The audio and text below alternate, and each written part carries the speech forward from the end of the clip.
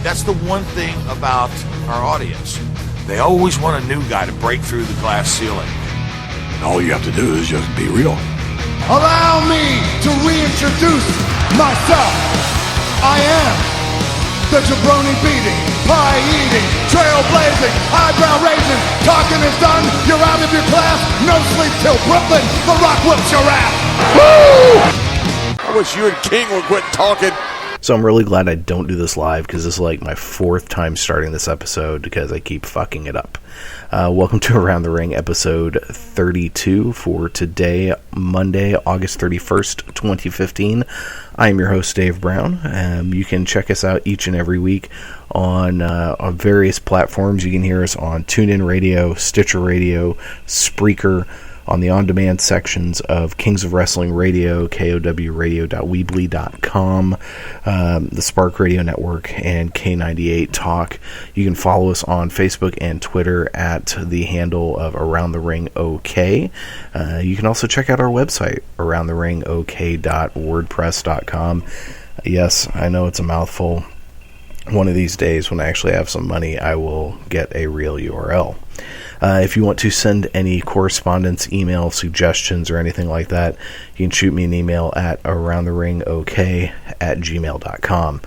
I'm going to talk about what happened this week on Raw, NXT, and Ring of Honor, and then a few things that have popped up in the news. And we got a great song of the week from a band, Donovan Wolfen. I'm going to fuck up their name. One second. What the hell was their name? Shit. Wolfington. Why am I drawing? For some reason, I really wanted to call them something else. Band's called Donovan Wolfington. They've got a new record coming out, and the song is called John Cena. You'll hear that at the end. Amazingly, it doesn't appear to have anything to do with John Cena. Oh well. Let's go ahead and just jump into the shows this week, because this is kind of a weird week. It's like a bunch of stuff happened, and I definitely want to talk about some of the things going on with the Divas in WWE. But there wasn't like anything super major. I mean, some stuff happened on Raw, which we'll get to. But it wasn't like last week where we came off of two really good events. And you know, I've since last week, since I recorded the show, I listened to a bunch of different reviews of SummerSlam, most of which were pretty negative. I still enjoyed it. I haven't gone back and rewatched it, but I had a really good time last weekend watching all of wrestling, and really I think a lot of it was I was still on such a major high after that Bayley-Sasha Banks match at NXT TakeOver Brooklyn that everything was going to seem good, because that just left me with such a good feeling. I mean, sure, a lot of the matches in comparison sucked, but it was sometimes when you have an event that is so much fun and leaves you with such positive energy, you start to see everything glass half full, and it helps you enjoy things better, instead of if something just sucks and then the only thing to really pull you out is something just outstanding to change your opinion. At least that's kind of how I saw it. I enjoyed SummerSlam. I know there were definitely faults, definitely some screwy finishes, but overall I did enjoy it. Raw this past week was also from the Barclays Center, third day, and to another sold-out crowd. Brooklyn is a fun audience, even when they're turning on people, which we'll get to that in a minute. The show opened up with a kind of backstage pre-filmed segment at WWE headquarters where Triple H and Seth Rollins were looking at all the different statues at the headquarters, and they're talking about Seth Rollins getting his statue. One thing I thought was interesting is they've changed the opening credit sequence, even though it's not really credits, but they changed the opening sequence a little. They've added Cesaro, Sasha Banks, Kevin Owens, even though I know he's been in there for a little bit, Charlotte and Becky Lynch to the Raw opening. I thought that was really cool. And anyone who's from New York, what was with all the 7 signs, the SE and then the numeral 7 EN signs that were up? I saw those a bunch during the weekend, but there were a shitload of them on Raw. So yeah, I was curious about that. The show opened up with Brock Lesnar and Paul Heyman coming out, and Brock looks so angry. I forget what Heyman had said specifically, but Heyman had said something. He got a boo, and he says, and you could tell it was off the cuff. He says, "Yeah, only in Brooklyn do you boo compassion." Paul Heyman is so good. And at one point he says, "I have enough material to last all 3 hours of Raw," which I thought was also awesome. They lay a challenge down to The Undertaker for a match tonight. Instead, they got Bo Dallas, which made me super happy because I love Bo Dallas. So Bo comes out. Just Heyman's face, it was priceless. And Bo comes out, does this whole, all you have to do is Bo leave. And Brock Lesnar then just beats the piss out of him. Gives him 4 German suplexes, throwing him like a rag doll through the ring. It was incredible. And then he gets out of the ring, he leaves. Paul Heyman follows him and says, "How about just one more?" And the crowd goes nuts, so he goes in there, gives him one more German suplex, goes to leave. Heyman goes out and says, "How about just one F5? One F5. And so Lesnar gets in there, gives Bo Dallas an F5, and then leaves. It was great. I hate that they don't use Bo Dallas for much of anything, but it was so much fun seeing him in there, and he just was bumping along with Brock. It was fantastic. There is going to be a Madison Square Garden house show that is going to be broadcast on the network here some point soon.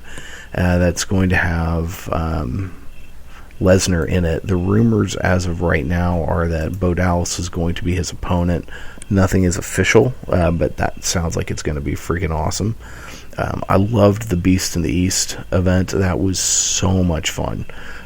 It was so great watching a house show and watching these folks perform in an environment other than Raw and SmackDown. I just really enjoyed it. Next we had the Lucha Undergrounds versus the New Day, and coming out in all their championship glory. Yeah, there was an article, an editorial over on, I think it was on the Bleacher Report. Yeah, it was on the Bleacher Report about how the New Day has turned into the WWE's most entertaining act, and I have to agree. Excuse me one second. And no, I'm not going to bother to edit that out because I'm just lazy like that. Sorry. Plus, my throat's been hurting today, so this might get a little iffy throughout the episode. I apologize. Excuse me. I'm going to take a drink. Okay, so New Day comes dancing out, and I've said it for many, many weeks now. The New Day are just amazing. I enjoy them so much. They got a huge pop. They actually got New Day Rocks chants super over. They came out with a Xavier Woods had a trombone, and they basically sang a version of New York, New York, but changed the lyrics to being about the New Day. And once they got in the ring after the entrance was over, the crowd started chanting, that was awesome. They had a match with the Lucha Dragons. It was a fine match. New Day won. They're doing the celebration, and it was great. Kofi and Xavier pick up Big E, and he just has this look of absolute joy. He's holding the belts, sticks his tongue out, and then some pyro goes off. I thought it was just part of the celebration for the New Day, and the freaking Dudley Boys show up. I really don't read a whole lot of spoilers or things. I do read rumors, but I had no idea if the Dudleys were going to show up. And they came out, laid waste, did the was up headbutt to the crotch on Xavier Woods, put Xavier through a table. They even kind of got up in the face of the primetime players who were on commentary, who are always fun on commentary. And that was that. It was great. The crowd went just bonkers when the Dudleys came out. I think this is going to be great. The Dudleys are going to bring some legitimacy to the tag team division. I mean, they've got some really good tag teams right now. The New Day is phenomenal. Lucha Dragons are really freaking good. Who knows if the Wyatts are going to be back into the tag team division. The Uso, who is hurt, is just about recovered, so the Usos are going to be coming back. Primetime Players aren't bad. Okay, the Ascension sucks balls. But you bring in the Dudleys, and it brings a whole sense of what's the word I'm looking for? Legitimacy to the division, because they are, top 3, if not top 2, greatest tag teams of all time.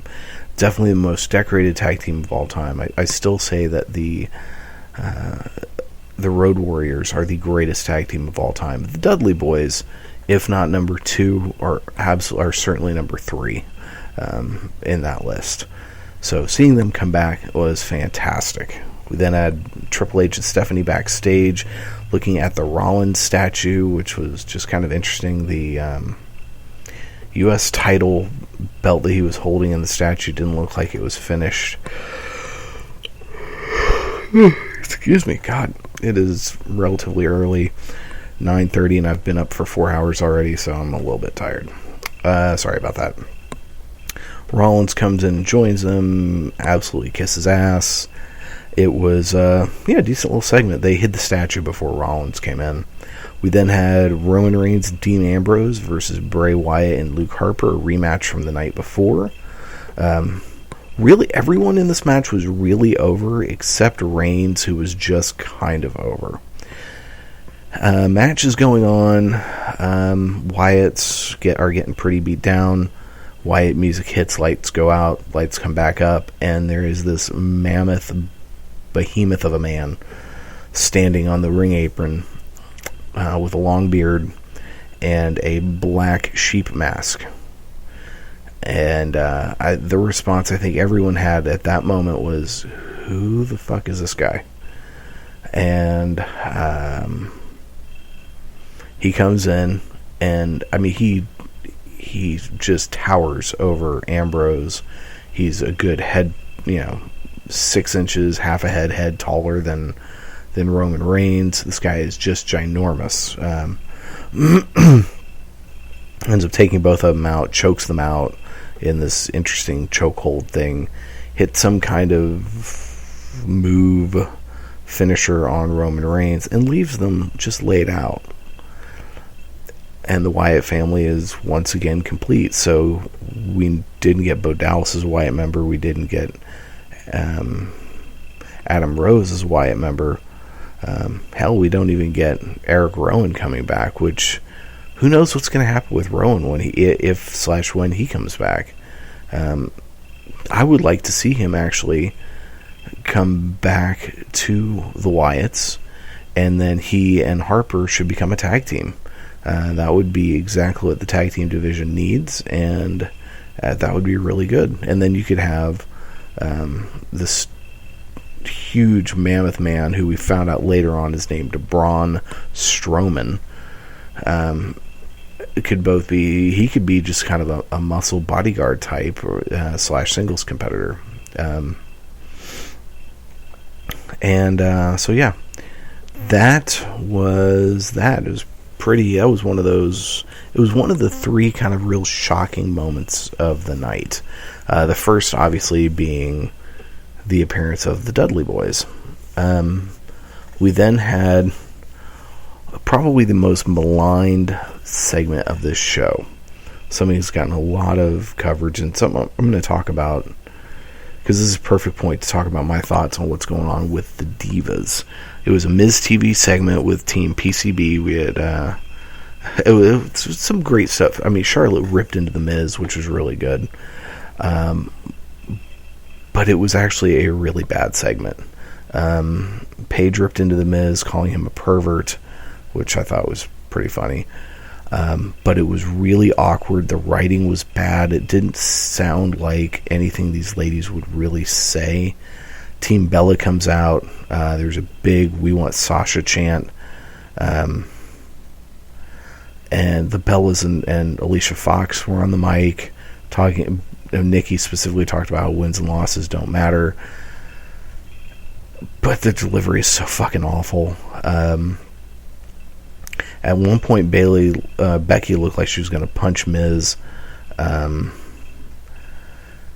then it just kind of devolved, and the segment was way too scripted. We then had a match, Team PCB against Team Bella. There were a number... Well, that Miz TV segment really set the stage for this clusterfuck that was about to happen. And it's sad. There was, at one point early in the match, there was a "We want blue pants" chant, which cracked me up. And then Michael Cole made a comment on commentary. There's a reason, and this is, I quote, "There's a reason Nikki has held the title so long." And my response was, yeah, spite. Because WWE is a spiteful bunch of bitches. They want to get that reign off of AJ Lee because of CM Punk. So yeah, fuck you. That's why. And that's it. So the match was really bad, which is really sad considering the types of matches we've seen from Paige, Charlotte, and Becky Lynch in NXT. Hell, from even some of the matches we've seen Nikki Bella do and Alicia Fox. Brie Bella is just awful. I mean, she has looked better in a lot of these matches with the NXT ladies than she ever has, but that's like saying putting a paper towel in a ring with Cesaro. The paper towel is actually going to look pretty good because Cesaro is so fucking good he can make anything or anyone look great in a match. So yeah, Brie Bella is awful. Nikki Bella is passable at the most, or at the best. At one point the crowd starts doing the wave, which is never a good sign. They started doing a "We are awesome" chant. And so I'm just going to read some of my notes as I went along. So here were my thoughts as this match goes on. The WWE is really killing these women. This match is meh to bad, and you know that if you put these ladies, PCB at least, on an NXT show, they'd tear the house down. Why does WWE seem to want people to fail? It's like they have this idea of what should be successful and screw anyone or anything that goes against that. And then I wrote in all caps, "Ugh." We are awesome chants. The Bellas ended up getting a win after shenanigans, and my final comment was gross. So this segues into a couple of stories going on. Well, one, tonight on Raw, there is going to be a Beat the Clock challenge with Charlotte, Paige, and Becky Lynch. The winner of the Beat the Clock challenge will be the number one contender for Nikki Bella's title. Okay, I think that's actually a good idea. Depending on how they do it, this could be great, this could be awful. I don't know if they're trying to break up Team PCB, which seems like a bad idea, really. But I don't know what the point is. It would be nice to have these ladies fighting for really going after the championship. There was another story that broke during the week, and I found it on SC Scoops, which was the headline, John Cena squashed Charlotte's Divas title push. And it's a short article, I'm just going to read this real quick. Charlotte was scheduled to win the Divas Championship shortly after making the main roster debut. That is, until John Cena got involved. According to an insider report from WrestleZone.com, the plan was for Charlotte to capture the Divas Championship from Nikki Bella almost immediately upon being called up. However, John Cena went to Vince McMahon and had Charlotte's push squashed. He was acting on behalf of his girlfriend, Nikki Bella, who is close to setting a record for the longest reigning Divas Championship in history. Not only was Charlotte's push scaled back from what it would have been, but Sasha Banks and Becky Lynch's dominance over WWE's other divas was also toned down. There was also another report, and I can't remember where I read it, that stated something along the lines of Nikki Bella will pretty much be on top as long as she's in a relationship with John Cena. Okay, well, the nepotism or girlfrienditism aside, this is really fucked up. WWE has created something special with NXT. And, originally the idea was always to be, it's a developmental system to bring people up to the main roster. But when they bring people up to the main roster, unless they fit a certain mold, they seem to want them to fail. And honestly, I'm going to lay this squarely on the feet of two main people, Vince McMahon and Kevin Dunn. These two are absolute parasites and are destroying professional wrestling right now. Excuse me. WWE as an organization has shown that they can do and produce great stuff over in NXT. It's a more scaled down operation. It has someone in Triple H who understands the business as it is now, running the show, and it's not run by a couple of old farts who are obsessed with guys that look like bodybuilders and girls that look like they were on the show, on the cast of Baywatch, because that is what you get from Kevin Dunn and Vince McMahon. And honestly, we're sick and tired of it. And they'll bring in people, they'll sign people who don't meet those characteristics, and then they set them up to fail. Well, from a business standpoint, this makes no sense. Why are you spending your money in your company on somebody that you want to fail? I mean, other than spite and just being a dick, it's a terrible investment. If you invest money, your own capital, into someone or something, you should want it to succeed. That way you get a better return on your investment. But that's not what WWE does. WWE signs people and then wants them to fail. Exceptions being guys like CM Punk, guys like Daniel Bryan. These guys succeeded despite the fact, or in spite of, the WWE management. And you even look at the success of Cesaro. Freaking Vince McMahon said on the Stone Cold podcast, Cesaro just can't connect with people. It's probably because he's Swiss. No, it's because you guys are jackasses and haven't booked him well.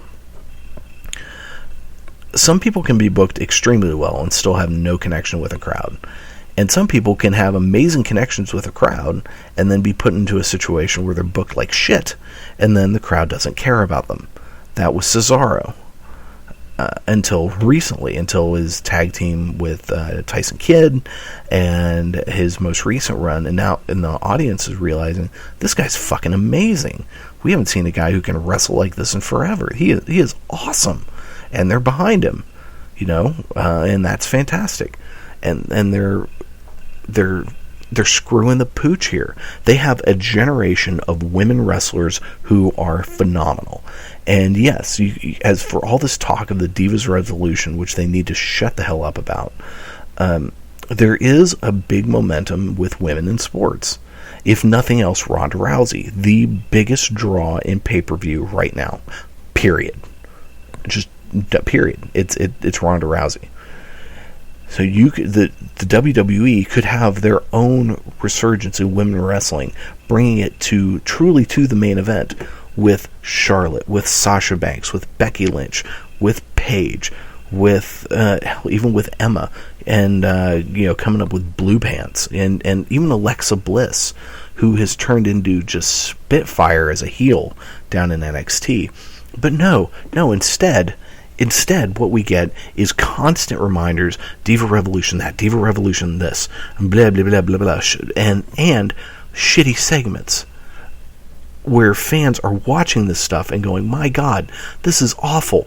How could we have in this same buildings 2 nights ago seen the match of the year where grown men and women were crying, literally crying at the end of the women's match where Bayley won the championship finally on the absolute best match of the year. We're going to be hard pressed to find a better match this year.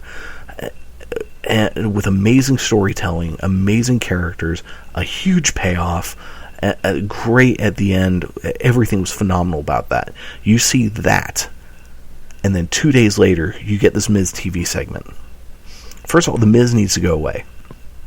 He can be funny. He can serve some. He is a great pot stirrer. You get him in there, you let him stir a pot, and he can piss people off. And I will say, he can make some great faces. That one recently where it was, Cesaro and Kevin Owens were about to go at each other, and he just looked so giddy. That was hilarious. I loved that. But beyond that, the guy needs to go. And he makes, unintentionally sexist remarks with the ladies. He's just stupid. I mean, he's the guy who saved a contestant on Tough Enough because she is quote-unquote hot. First of all, if you're on TV, you're most likely attractive, unless you're there as a freak show like those Honey Boo Boo nut jobs. If you're on TV, you're more than likely a good-looking person. Just saying.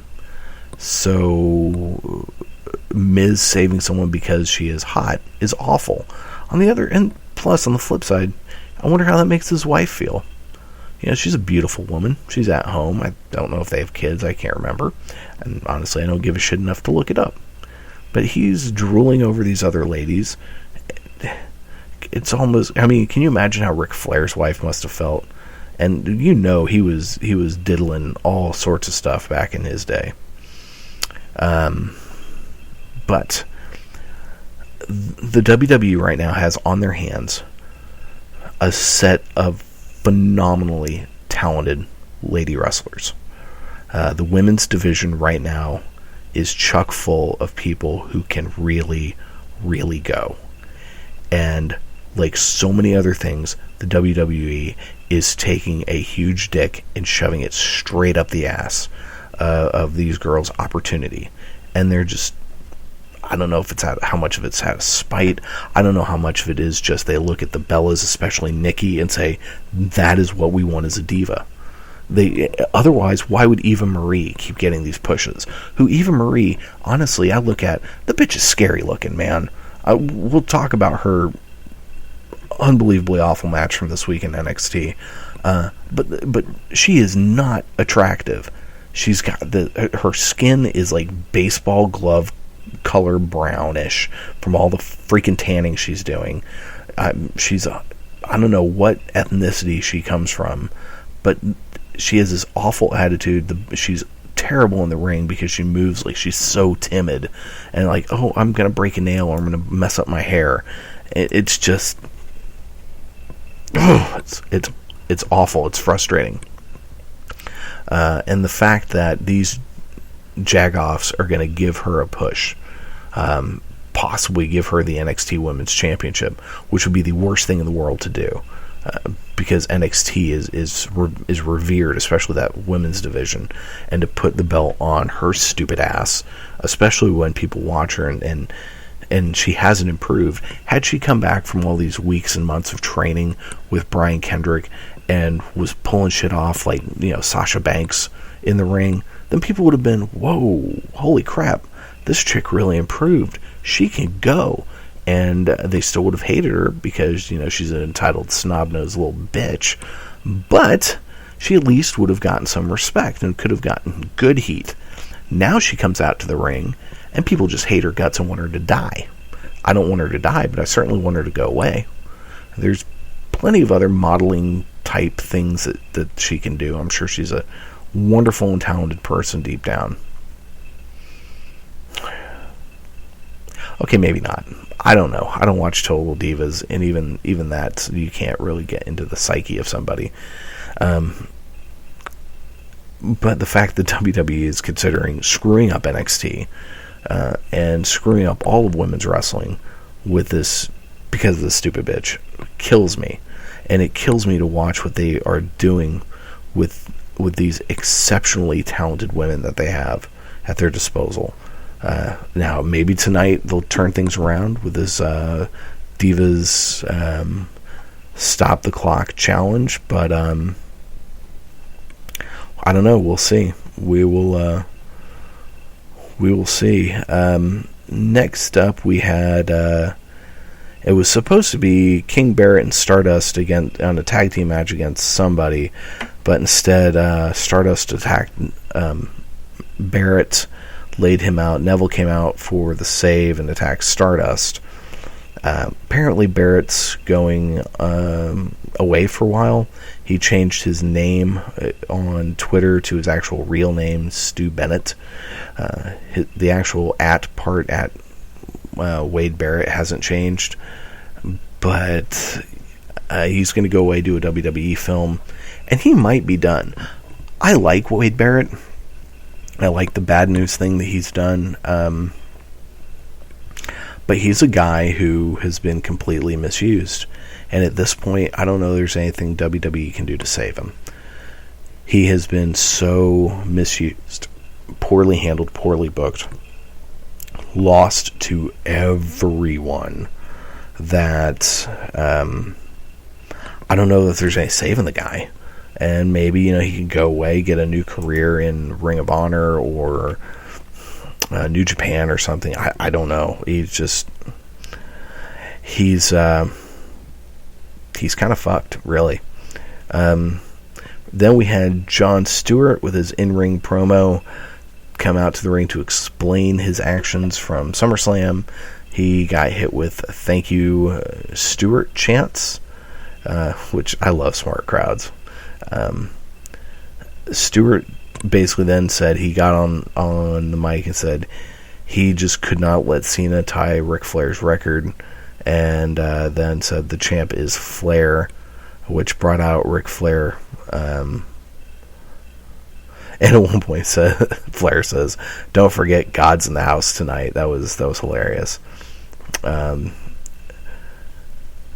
Basically Flair told Stewart, "Look, you made a mistake. I was pulling for Cena. Here's the deal. My record's going to be broken someday anyway. I'd rather it be broken by someone I respect than someone I don't." So he was wanting, or pushing more, I should say, for Cena, which I guess makes sense. Cena's music hits. He comes out. He gets showered in John Cena Sucks sing-alongs. He actually looked like he was about to snap. And as he's talking, it's interesting. He was talking more about, he was really more pissed about losing the United States title than not winning the world title, which I thought that was interesting. And he kept telling Stewart, "You've ruined it. I've been giving the people people opportunities. You're not going to have these great matches on Raw. You're not going to see that anymore." Then Cena hit Stewart with an AA. And also he had made a comment about the Authority doesn't listen to the fans, doesn't give them what they want, but he has been with all these great matches. And he's right on that. Nail on the head. My question was, with this, doesn't Cena get a rematch for the U.S. title automatically? And if he does that mean that Seth Rollins is going to be doing double duty at Night of Champions? And we'll find out more about what's going on with Seth Rollins here in a little bit, but that would be kind of cool. Yeah, let's borrow straight out of Ring of Honor's playbook right now. Cena then did a little backstage interview with Renee Young. I've never seen him look that pissed. Good for him. We then had an 8-man tag match. It was Ryback, Dolph Ziggler, Randy Orton, and Cesaro against The Big Show, Rusev, Sheamus, and Kevin Owens. A really nice pop for Cesaro. Not much of a reaction for Ryback. A good pop for Owens. Boos for the Big Show. Ziggler was wearing some new tights, and he's wearing the long tights. Normally I prefer long tights, but he's been wearing the kind of more short tights before, and I always thought they looked fine. So why am I commenting on this? That's because these are the things that stuck out to me as I'm watching the match. I'm taking my notes. Big Show got hit with "Please Retire" and "Big Show Sucks" chants. It's something I don't understand about the Big Show, and he does this in a lot of matches. He just keeps yelling, "I'm a giant." No shit, Sherlock. We can see. You're 7 foot something tall. You're over 400 pounds. You're big as fuck. We know you're a giant. At one point, Owens gets tagged in for a huge pop. Then at another point, Lana comes running around the ring, spears Summer Rae, and babyfaces get the win. Overall, it's a pretty fun match. Afterwards, Owens and Rusev start getting on Big Show, asking him, what the hell happened, dude? And eventually they attack Big Show. Big Show did get hit with a cannonball from Owens. As all of that's going on, the baby faces are kind of out on the outside of the ring, pointing and talking, right, and then they start surrounding the ring, like, okay, we're gonna get this guy. So after Owens and Rusev leave, the babyfaces jump in the ring. Ziggler hits a super kick, and this was impressive. Ryback and Cesaro gorilla press Big Show and drop him into an RKO from Orton. It was just a sight to behold. It was a great spot. Then we had Bray Wyatt and Luke Harper in a backstage promo. They introduced Braun Strowman, or Braun, whatever the fuck the guy's name is, fucking Sasquatch. He was referred to as Abigail's Black Sheep. So another good Wyatt thing. The Wyatts and Reigns and Ambrose had a match on SmackDown that was pretty good.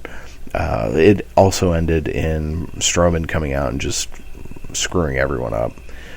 Interestingly, after the match, a fan jumped the guardrail and tried to attack Dean Ambrose. Apparently he was going to stab him. So that was kind of fucked up. Also, there's a video floating around with Ambrose and Reigns waiting in that area before they go out, when they go out through the crowd, and there are a bunch of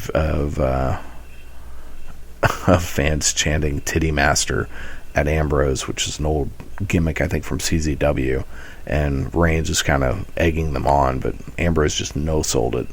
It was pretty funny. But man, this shit's getting serious. Some fool a few weeks ago threw a Money in the Bank briefcase at Rollins during a match, cracked him in the head with it. Then you got this guy jumping the rail, going to stab Ambrose. It's like, hey guys, look, we understand you're pissed that the product sucks a lot of times. I really do. But could you not take out some of the more talented people, please? How about we go and we take out Kevin Dunn or Vince McMahon? Now, obviously, I'm not condoning going and stabbing people. Please, I'm being facetious here. But if you're going to take out someone, take out the people who are actually hurting the product, not the ones who are kind of making it better.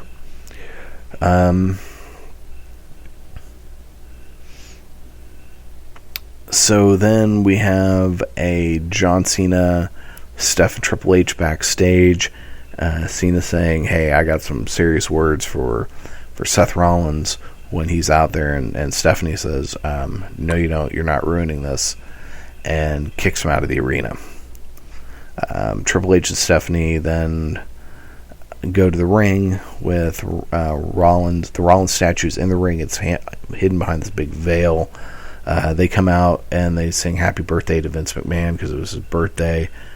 It was dumb, but you could definitely tell that they were breaking script. I like any time scripts gets broken. Tripp talks about Rollins. Rollins comes out, yammers on forever and ever. They eventually pull up the covering, and we have Sting. Now, unfortunately, since I don't watch these shows live and I always watch them after the fact, I happened to jump on Facebook, and there was the little trending thing on the right that said something about Sting on Raw. So, yeah, needless to say, my enjoyment of this moment was hampered a little bit. Thanks, Internet. It's actually my fault. I shouldn't have been on social media, because I should have known I would get spoiled by something. But I didn't expect one of the big moments to be just right there glaring at me, boom, boom, boom, boom. But anyway, so yeah, Sting. One of the great things is this: when the veil goes up and Triple H is standing there, like kind of pointing at it, and then he doesn't. His arms don't move, but his face changes to this look of oh shit.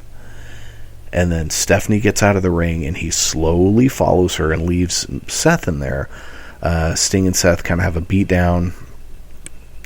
Sting throws him out of the ring. Sting, I mean, for a 54, 56-year-old dude, he can still move.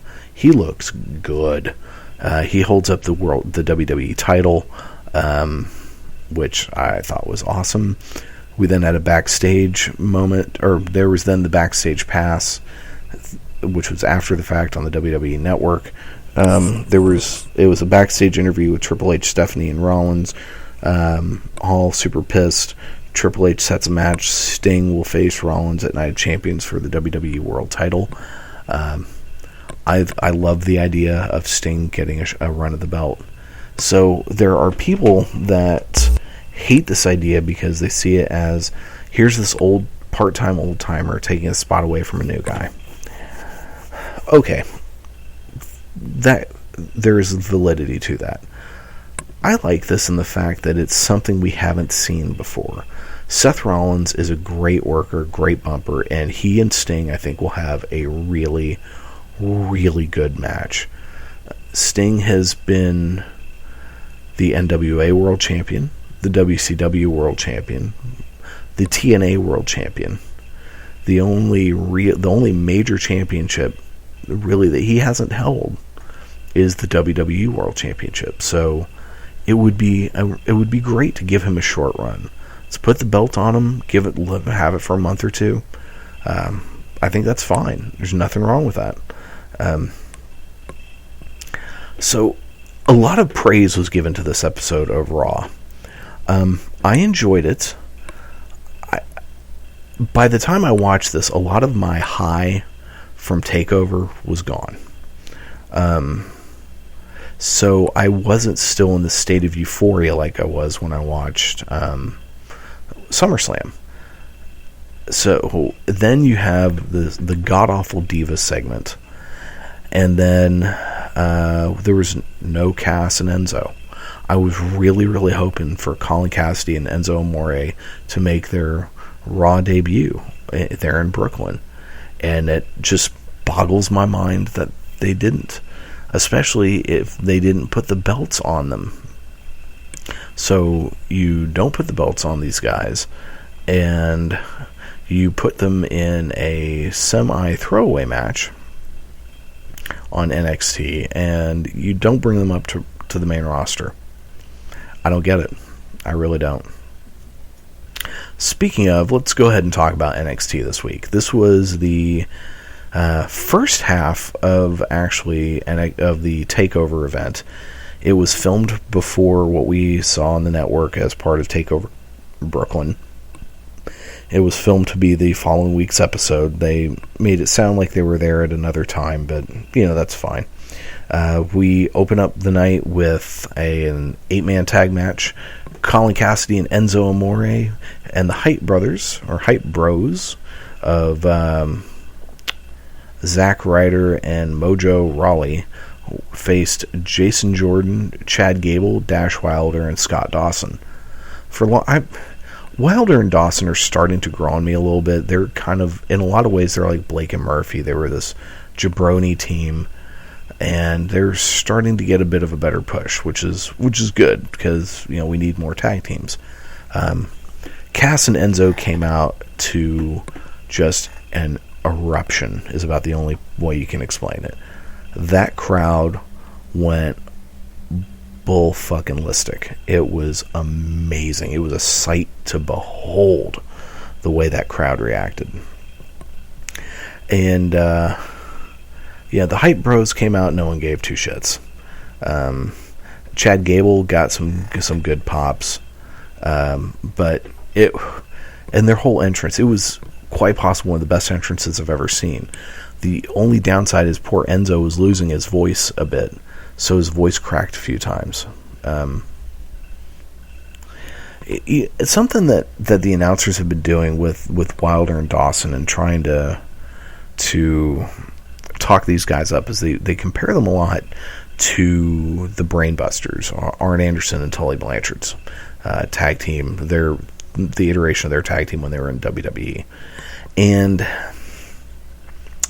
I can kind of see that a little bit. But I also, I'm kind of hard pressed to think, man, you guys are gonna compare these guys to the Brainbusters? Really? I mean, that having been said, Arn Anderson is probably my favorite wrestler of all time, so I'm a little biased there. But after this match, my opinion of Dawson and Wilder has gone up. At one point, Cass launched Enzo over the top rope onto the floor, onto, I think it was Jordan Gable and Wilder. I mean, literally, Enzo ran the ropes, jumped, Cass caught him and flung him over the ropes, over the top rope onto the floor. It was incredible. It was just so awesome. At one point, Gable gets tagged in for a really nice pop. Cass, when he eventually got the hot tag, huge pop. The match kind of ended in chaos, where everyone was running in. Pretty much everyone was hitting their moves. Every team just about got to hit their move on somebody. Cass hit that spinning rock bottom thing. He did his huge elbow, and then he launched Enzo off the top, which I think they call the rocket launcher, for the win. A fun as hell match. It was a lot of fun. This match really improved my opinion of Wilder and Dawson. I already like Jason Jordan and Chad Gable. I think they're pretty fun. The only people who really didn't come out of this looking fantastic were the Hype Bros. And there's just, to quote Beavis and Butthead, you can't polish a turd. That's all I got to say. But fun match. It was really great. We then had William Regal backstage talking about the Dusty Rhodes Tag Team Classic, which starts next week or I guess this coming week, here on NXT. Neville steps in and asks to be part of the event. Regal says he'll make that happen. We then had highlights of the Owens-Balor match, backstage interview with Finn Balor. And a lot of these interviews that they showed were put on WWE's YouTube page on Sunday, I think it was. Balor does this thing where, as he's talking, and I think it's just a natural mannerism of his, he looks down a lot and then looks up, but it looks kind of like he's reading. And now, granted, in this case, he's out of breath. He just had this long match. But he keeps looking down at the title and looking up. It's almost like he's reading something on the belt. It's really strange. We then had... one other thing before I go on. Finn Balor does this really, really good job about talking up NXT. He's done it in other interviews. He really, I think, legitimately loves the brand and wants to bring something special to it. And having been a guy who spent, the last 15 years of his career working his way up through all these various smaller companies and then into New Japan, it makes perfect sense that he would love the intimate setting that is NXT. So that's something I love. We then had an Emma video package. There was a backstage interview with Charlotte and Becky Lynch. We then had a Becky Lynch video package.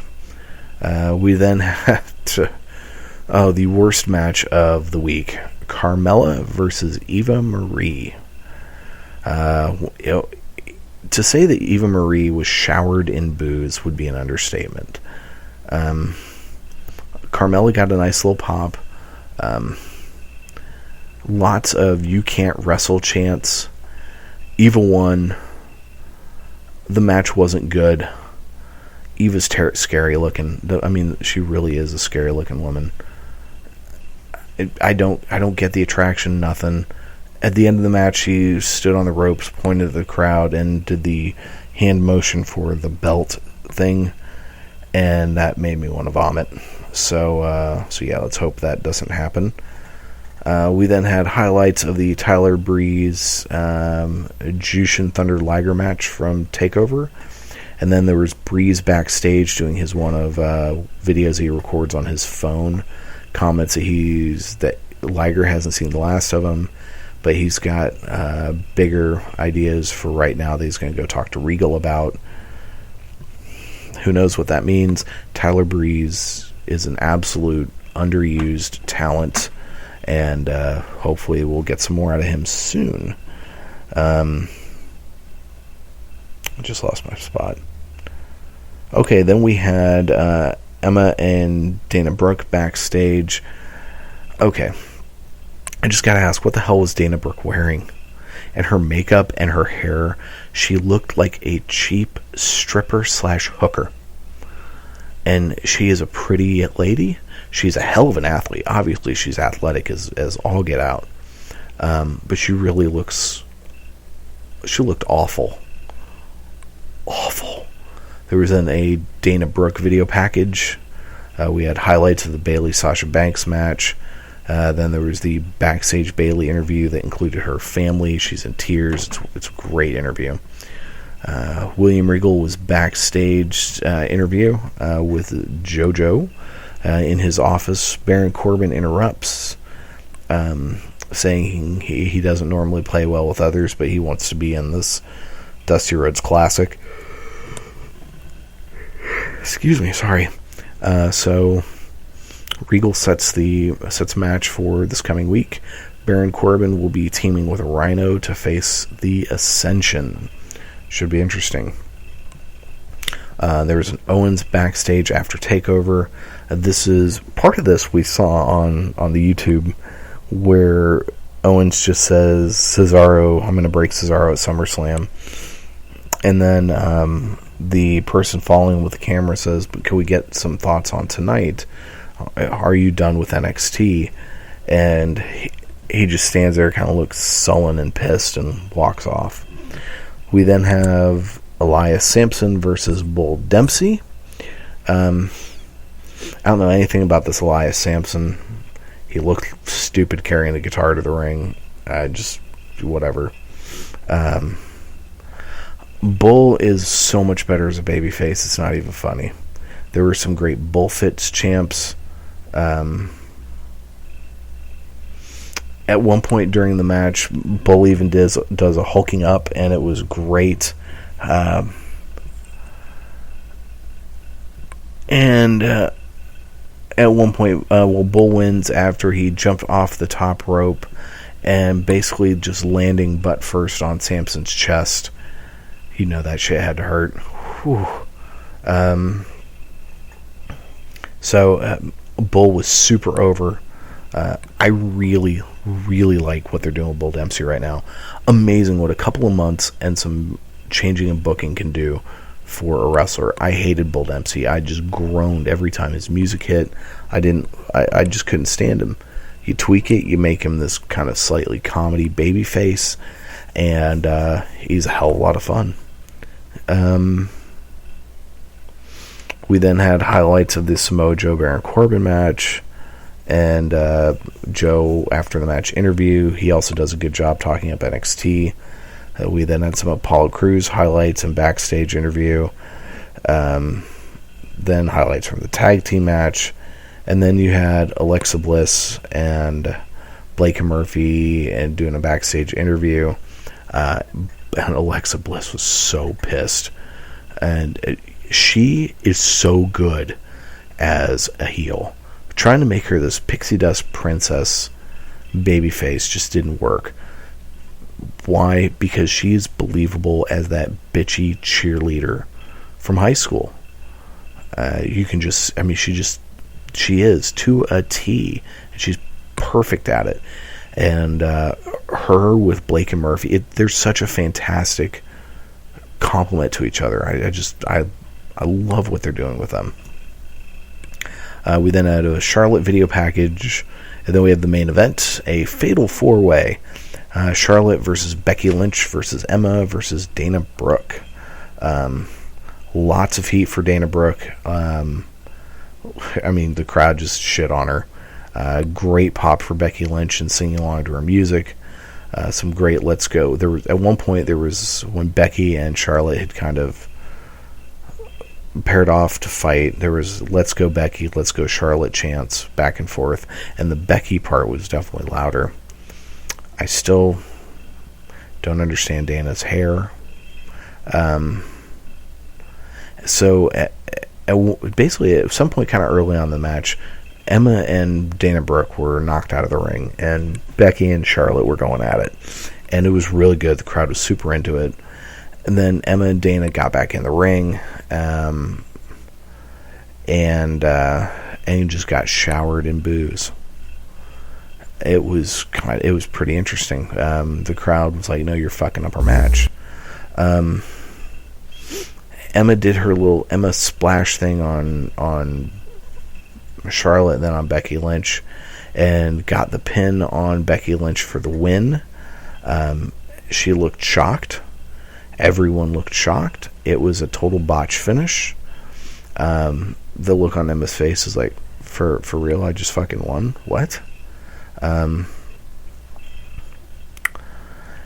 then as Emma's standing there kind of celebrating, Charlotte hits her with a spear and then hits natural selection and went for a quote-unquote pin that the crowd chanted for. There was then a brawl at the end. Becky Lynch and Charlotte were standing tall. I suspect Charlotte was supposed to win the match, but it just botch ending. And but it was overall, the match was fun. Good episode of NXT. The highlights were obviously the opening tag match and the main event. And I enjoyed Bull Dempsey. The highlights were a little over the top as far as just how many there were. But you know, it was pretty good. It was good. It wasn't obviously, you know, as good as Takeover, but those post Takeover matches never are. Let's go on to, well, before we go on to Ring of Honor, some interesting bits of news related to NXT hit this week. One is that at SummerSlam, there were a bunch of New Japan folks there. One of that, like, head bookers, Okada, was there backstage, and this is all because they were at the Ring of Honor show on Saturday night. And then there was a story on the Inquisitor, headline, WWE and New Japan Pro Wrestling developing a working relationship. So let's see here. Go through some of this real quick. The story opens up, as you might have noticed, Jushin Thunder Liger made his first ever WWE appearance at WWE NXT TakeOver Brooklyn last weekend. He had a good match with Tyler Breeze to open the tremendous show. That is very true. Many wondered if this would be the last time we ever saw last we ever saw of Liger. I can't read. And if he would ever be back with the WWE. Luckily, WWE was able to secure Liger for other NXT events at later dates, so we could see Liger pop up at any point. This is great, but the story goes on. He may not be the only former or current New Japan Pro Wrestling star that WWE could be bringing in. According to Cage Side Seats, the relationship with WWE and NJPW is only growing. So, we very well could see some New Japan stars end up in WWE NXT. Former two-time IWGP champion AJ Styles has mentioned in recent interviews that he would love to work with WWE if they gave him an offer that was worth taking. He is happy with New Japan, but his deal with them does come up in December, and WWE could very well offer him something worth taking then. WWE has expressed interest in signing him due to how well Samoa Joe has turned out. Styles is a massive name on the indie scene, and since he could be considered a bigger star than Samoa Joe, it only makes sense to think that AJ would be a no-brainer to sign. The issue is how well he would fit. If Styles was brought into WWE, would he be restricted to working exclusively with WWE, or would he have more of an opening to work other indie events? Since he clearly is a big name with indie fans, NXT fits the bill. Other New Japan stars do as well at the end of the day. Due to many of the NXT stars like Kevin Owens being called up, WWE will need to bring in stars to help NXT out. Styles is a big enough name to surely take the place of a guy like Finn Balor if he were to leave for the main roster. I'm just going to keep reading this because this is pretty interesting stuff. Styles would not be the only person WWE would want, however. People like Kashik, I can't pronounce the poor guy's first name, Okada, would be huge for WWE due to his youth. WWE would want to keep him exclusively. Other top New Japan talents like Shinsu Nakamura, he is so much fun, would be perfect for a position similar to Liger as well, where they could God bless America, where they could come in for big shows and events for NXT. The plan is to take NXT on the road, similar to the main roster, but the only way to do this successfully is to have top names that people would flock to see. New Japan has names that can do that, along with the people WWE will bring in from other parts of the world. We shouldn't be surprised if someone else from New Japan shows up in the coming months. The success of Liger means that WWE surely wants to continue its work with New Japan. Since they are not competition for WWE in America, New Japan makes the most sense to work with over the likes of Ring of Honor, which wouldn't want to work with WWE the way WWE would like them to. This is why WWE is making a deal with WWN over them, for example. At the end of the day, how cool would it be for AJ Styles to walk in and challenge Finn Balor to a match at an NXT TakeOver event? I'm just going to say, really fucking cool. The Battle of Bullet Club leaders would surely sell some WWE Network subscriptions. Ain't that the truth? We will have to see if WWE can make such a thing happen, however. If WWE can manage to work a good deal with New Japan, this and more possibilities are available. Really, the combinations are endless. On a similar note, Stone Cold Steve Austin was recently on Ric Flair's podcast, and he was saying that he doesn't understand why WWE hasn't signed AJ Styles. And so here's a quote. I don't know why WWE doesn't hire AJ Styles right now. I wouldn't put him on the Shawn Michaels level, but the stuff that he can do in the ring, and as talented as he is, I believe the kid deserves a run in WWE. I've never met him, but I think he's a badass. Which, I think he's right. And let's see here. And he goes on to mention, having a guy like AJ Styles being a veteran would be a good idea. And then he says this, quote, you look at some of the guys that have success there. Sami Zayn, I mean, he's nearly a 15-year vet. Finn Balor, 15 years. Kevin Owens, 15 years. Seth Rollins, 10 years. The guys who are getting over are the guys with 10-plus years of experience. They're new to the WWE system, but they're not new to the business. So, hey, AJ Styles, here you go. Welcome aboard. I love the idea that Stone Cold is pushing for AJ Styles in the WWE. If WWE could make a deal with New Japan to borrow talent, that would be phenomenal. you definitely would want to bring in some of these guys as permanent WWE guys, and AJ Styles is an excellent one to do it with. So you bring a guy like Styles into NXT, and you not only get these just amazing matches of Styles versus Tyler Breeze, that we all would just kill to see, but then it gives all of the developmental guys a chance to work with a veteran.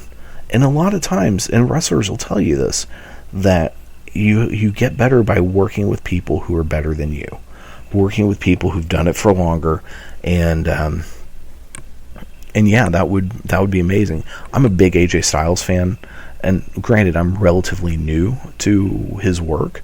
It's just been in the last few years since I've really gotten back into wrestling that I've discovered him. So, and plus the fact that I've never been a TNA person, so I've missed a lot of his career, but everything I've seen him do is just top-notch, unbelievable, and to see him in a WWE ring would be super great.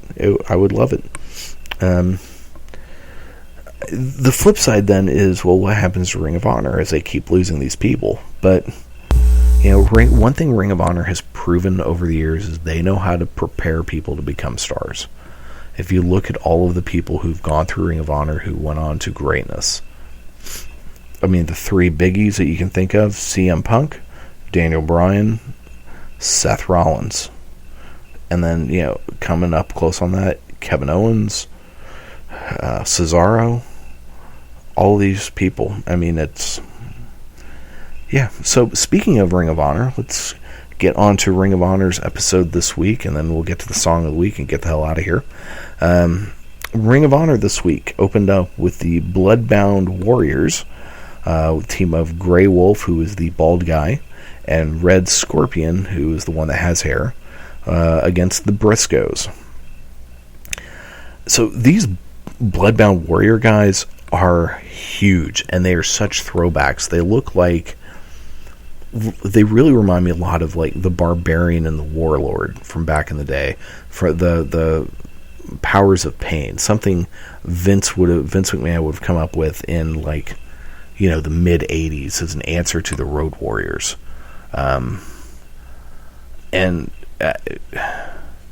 Yeah, I mean, they're just huge, and they actually move pretty well.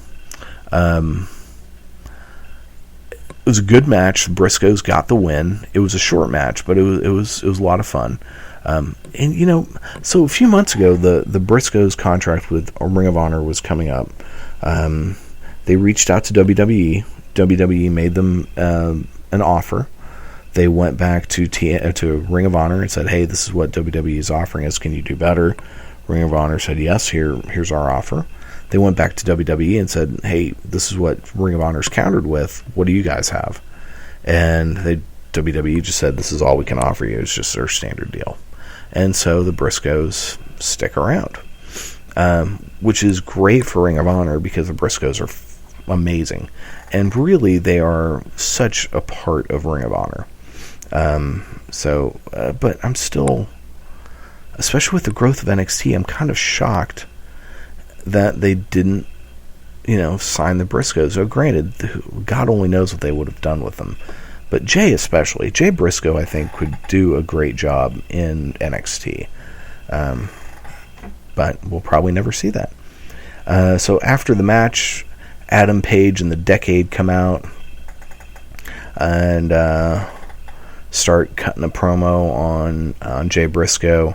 Jay gets on the bike and says, and I quote, "No offense, brother," and not he didn't say brother in a Hulk Hogan kind of way, but "I don't know who the hell you are."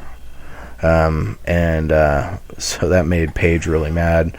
Briscoe said, "Come on, let's do it." BJ Whitmer said, "No, but next week we're going to do this." So it's going to be next week, Adam Page against Jay Briscoe. Should be a lot of fun. We then had Donovan Dijak, who is just ridiculously tall. He's like Sasquatch tall, but he's kind of skinny. He has a build a lot like Colin Cassidy, against Roderick Strong. A fun match. Roderick Strong is super over. He really looks like Ryan Reynolds. But the poor guy, he doesn't talk all that great, but he's so good in the ring. Roderick got the win. After the match, Jay Lethal comes out, attacks Roddy. Was about to hit a lethal injection when War Machine comes out and makes the save. Next week on Ring of Honor, or I guess this coming week, or this week, Lethal will be defending the television title against Hanson. That should be awesome. And then we had the TV main event. Future Shock, Kyle O'Reilly and Adam Page against The Addiction for the tag team titles. Chris Sabin came out with The Addiction and joined commentary. Excuse me, Future Shock apparently came out to their old music. That's kind of cool. So Christopher Daniels comes out, and he's got some kind of eyeliner on. He's wearing an almost Nazi general uniform looking like thing. And then he has the singlet, like amateur wrestler tights that just, I don't know. And they both have some Spider-Man Venom like design on their tights. He and Frankie Kazarian. But Daniels just looks odd. Really, really outstanding match. And it just makes me ask yet again, why isn't Adam Cole in WWE? And, honestly, same can be said for Kyle O'Reilly. At one point during the match, Adam Cole goes to do his Adam Cole, baby! But Kyle O'Reilly stops him and says, And then they both raise their hands, Future Shock, baby! I really enjoy watching Adam Cole. The Addiction got the win thanks to shenanigans. The Kingdom comes out and starts getting him, they don't get directly involved in the match, but they're causing distractions at ringside.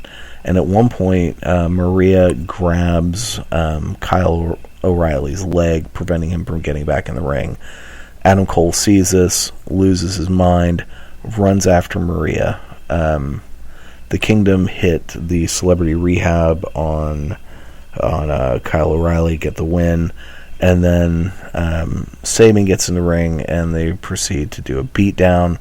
Bobby Fish comes out, saves O'Reilly from the beatdown. Then the Kingdom, at least Taven and Bennett, come back out. Maria and Cole are still nowhere to be found. Then the Young Bucks come out. Big brawl, some great super kick moments, some crash and burn moments, lots of fun. One thing I'm going to say, Ring of Honor has an excellent tag team division. They've got a whole bunch of really good teams, and they're fighting for a title. What more can you ask for? Well, that's going to do it for this week of Around the Ring, episode, what was it again, 32? Are we 32? God, I keep forgetting. Yes, we're 32. I thank you very much for taking time out of your day to listen in. We're going to close out this week with the Song of the Week.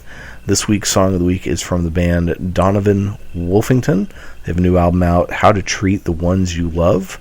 And it's a lot of fun. It's a really good little punk rock indie record. And the song, even though I'm pretty sure it has nothing to do with the man himself, is called John Cena. So we're going to play that as we head out. And again, as always, thanks for listening. Hope everyone has a great week. And as Jerry Springer always says, take care of yourselves and each other.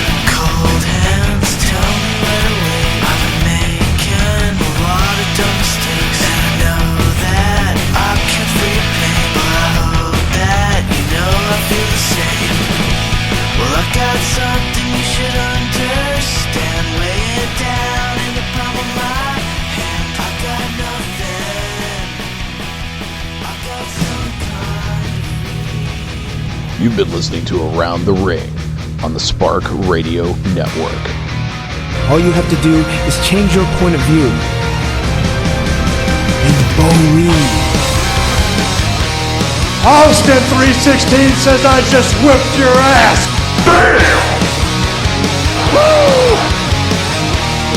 This sucks more than anything that I've ever sucked before. What? It's for charity.